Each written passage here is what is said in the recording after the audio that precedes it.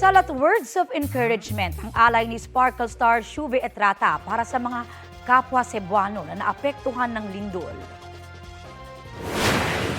Mga taga-Bugo diha, sa mga taga-Sanrem, padayon lang mo sa pag-ampo.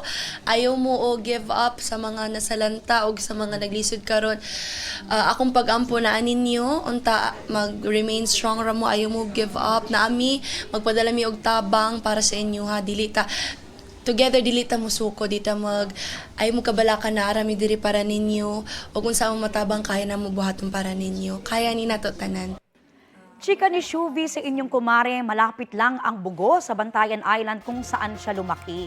Tiniyak naman niyang safe ang kanyang mga kaanak doon. Nananawagan din ang ex-PBB housemate ng dasal at tulong para sa mga kababayang Cebuano.